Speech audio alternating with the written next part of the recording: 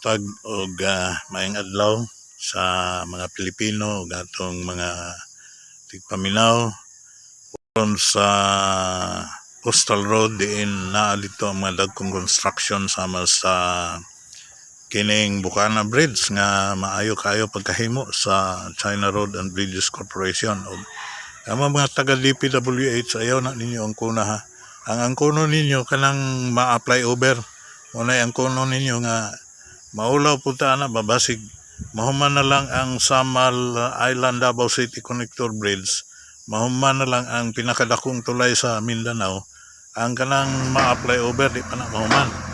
Pero og kanang inyong project diha sa kuan kanang sa Rojas Avenue, kung di pa pud na mahuman, di gyud na magamit ng Bukana Bridge. Og di pa pud na mahuman kanang sa Jerome nga dugay na pud kayo, pila na sobra na tanang project sa kanang tanang mga dagkong project sa kuan DPWH lampas na og hapit na magnapulo ka tuig.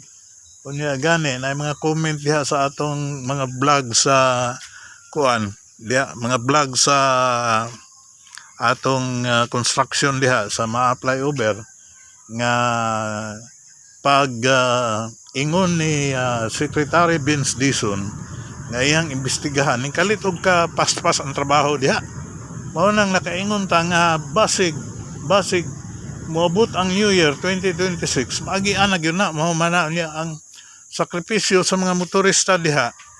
Dili na siya kuan, dili na kaayo kuan ba kanang sige agi kada adlaw diha gastos man na sa suspension sa mga sakyanan, dakong gastos na kay makadaot na kay balo ka ang construction din sa Pilipinas nga sa ubang nasod like Japan or China or Germany, they do it with integrity and honesty because they believe construction or infrastructure can really be a fuel of progress.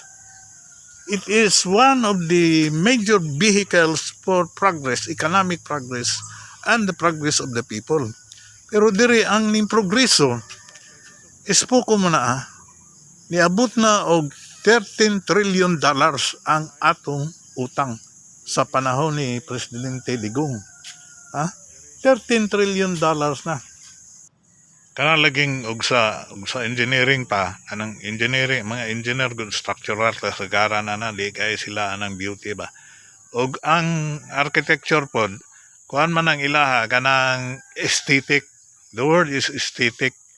Ang iyang kuan ba maayong talan-awon niya ba, maayong pagkabuhat niya ba. So kung ang engineering pagahi ay gana structure man po na sa mga architecture, di man po na sila pwede o dili na nila ayuhon ang structure. But the architects, kung ako gani balik ko pagkabata, ang gwapo estudyohan ng architecture ba kay nasa aesthetic, dili lang kay kanang pakusganay ba palitunay naapod siya beauty. Una siya buta ko ang pasabot. Una ang nakita nato pod sa Bukana Bridge ug puhon kining giingon nato nga SIDC Samal Island Davao City Connector Bridge. Mao na ang usa sa mga damgo dito sa mga katawhan sa Samal ug dinhi pod sa Davao City. Kay kanagong tulayon nimo sa kalugar mo dangat gyud diha ang progreso sa lugar. Ang nay progreso sa lugar, siyempre ang makinabang ana, ang matabangan ana ang mga katawhan. O, di ba? Ug magtukod tag daghang kalsada. Di ba mo saka ang presyo sa yuta. Yan dunay progreso nga mentabo Simple lang kay na pero asa ang mga kuan, asa ang kanaunta nga mga project kung dili pa ni demonyong mga corrupt ng atong mga leader diha. Daghan na unta tag kalsada, dako na kay ang progreso nato. Sama ba sa China? Gigamit nila ang ilang engineering sa ilang progreso. Di ba? Ang China ning kalit lang og lambo. Sila karon ang pinakakusganon nga nasod bahin sa engineering, bahin sa road construction o bridges construction. Mao na siya ang ikhatag. Pero gipangkawat ang atong kwarta ng gawas naman aron. Mo na di na nato lumaan ug way mga priso ana. Untang gyud na kay dugay ra unta tang ni Asenso ni atong unang panahon ginasulti nila nga kita ang ikaduhang pinaka adunahan nga nasod dinhi sa tibuok Asya. Ikaduha lang ta sa Japan. Mas dato ang Japan tungod sa because of their industrial might. Dato ang Japan although mas daghan tag resources manhi pamanggay ng mga Hapon diri para lang mukaon og durian ice cream, para lang makatilaw og kanang saluyot nga presko kay kanang powder nga mga saluyot moabot sa Japan mahal naman na dito. O nya lami man kay na sa ilahan ang saluyot. Mahiligon ko kay na mura pud ang mga Koreano mga Hapon mahiligon kayo og kanang preskong gulay ba. So mao na siya ang atong istorya karon nga ikapahamtang nato sa atong mga katawan. Nganong makaingon ta nga environmentally sound ang gihimong Chinese engineering diha sa Samal Island Davao City Connector Bridge Project. Ay sa atong nakita ang ilang paagi limpyo gyud og ilang giprotektahan ang dagat sa Pakiputan Strait. Ang biodiversity diha ilang giprotektahan niya. Daghan po na siya mga coral gardens diha. So malipay ta nga makita nato ang paagi sa gihimo sa CRBC diha nga maayo ang ilahang method of construction. O kini makita nato tungod kay limpyo ang maong lugar. Di man na ikalimod kay na may makuha nato mga video diha. Unya, usa pa, kining mga bato, di ba, sa science of hydrology, importante kay na siya. Kaya nga, no, kanang ginainom nato nga tubig, kada adlaw sa atong mga faucet, gikan na sa atong mga, labi na sa Tamugan. The major source of our potable water is Tamugan. Kita mo ng pagkadaghan sa bato diha. Pero protected na siyang area. Dili ka pwede mong bato diha. Kaya nga no, ang bato usa sa pinaka-importanting cleansing agent, one of the most important cleansing agent of water in tandem with the sand. Kanang mga balas na ginagamit nato sa construction. Pero unsa bay nahitabo? Tanaw nato ang coastal road. Ang revetment sa coastal road, ang iyang slope, ang iyang supposed to be ang iyahabang aquatic protection, no, ang iyang gitawag nato sa atong mga pagsabot kining riprap ba, kining riprap tanaw nimo.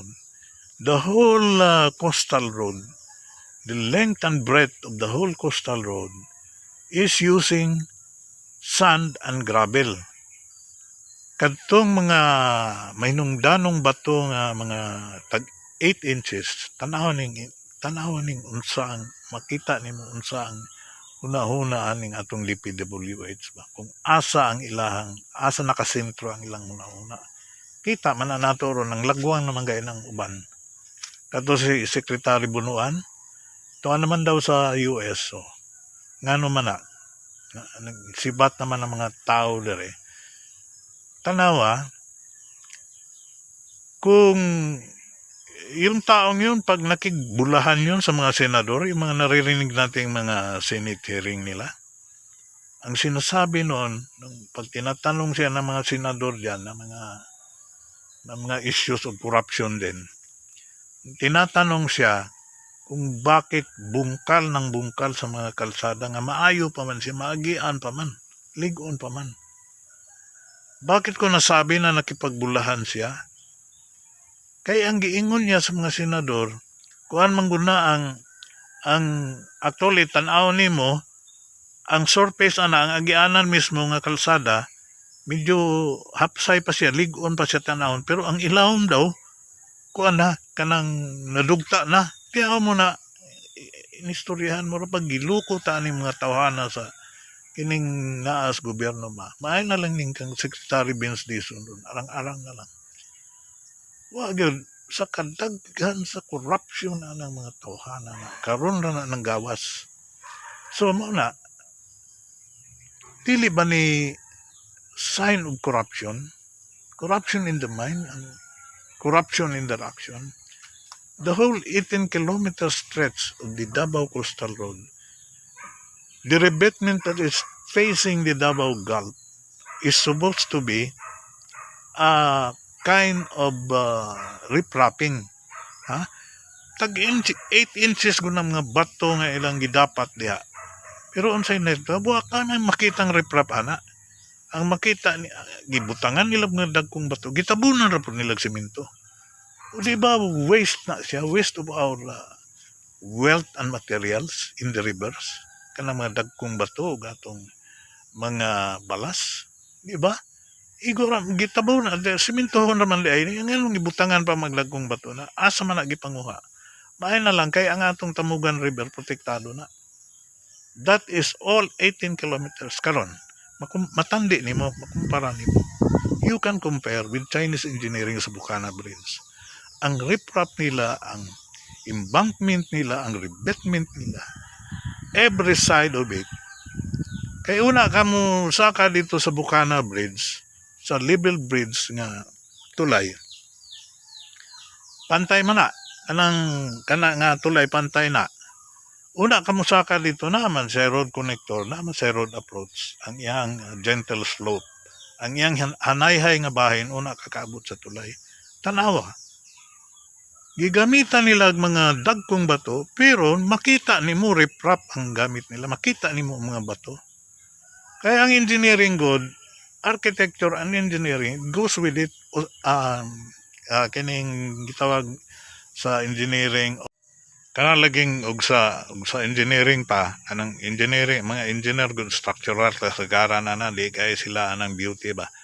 Og ang architecture pod, kuan man ang ilaha kanang aesthetic. The word is aesthetic. Ang iyang kuan ba, maayong talan-awon niya ba, maayong pagkabuhat niya ba. So kung ang engineering pagahi ay gana structure, man po na sa mga architecture, di man po na sila pwede o dili na nila ayuhon ang structure. But the architects, kung ako gani balik ko pagkabata, ang gwapo estudyohan ng architecture ba, kay nasa aesthetic, dili lang kay kanang pakusganay ba, paligunay, naabot siya beauty. Muna siya buta akong pasabot. Muna ang nakita nato pod sa Bukana Bridge ug puhon kining giingon nato nga sa IDC Samal Island Davao City Connector Bridge. Mao na ang usa sa mga damgo dito sa mga katawhan sa Samar ug dinhi pod sa Davao City. Kay kanagong tulayon nimo sa kalugar, mo dangat gyud diha ang progreso sa lugar. Ang nay progreso sa lugar, siyempre ang makinabang ana, ang matabangan ana ang mga katawhan. O, di ba? Ug magtukod tagdaghang kalsada, di ba mo saka ang presyo sa yuta, yan na dunay progreso nga mentabo. Simple lang kay na, pero asa ang mga asa ang kanaunta nga mga project kung dili pa ni demonyong mga korap ng atong mga leader diha. Daghan na unta tag kalsada, dako na kay ang progreso nato. Sama ba sa China, gigamit nila ang ilang engineering sa ilang progreso. Di ba? Ang China ning kalit lang og lambo. Sila karon ang pinakakusganon nga nasod bahin sa engineering, bahin sa road construction o bridges construction. Mao na siya ang ikatag. Pero gipangkawat ang atong kwarta ng gawas naman na ron. Mao na di na nato lumaan ug way mga priso ana. Untang-untag yun na. Kay dugay ra unta tang ni Asenso ni atong unang panahon ginasulti nila nga kita ang ikaduhang pinaka adunahan nga nasod dinhi sa tibuok Asya. Pabilin kita nga kuan ba kusganon kay lagi ginasulti man nga ang lungsod nga sa sayod may maghatag og kusog sa atong demokrasya. Apan ang lungsod nga mapasagaron may magpukan sa atong kagawasan. Salamat.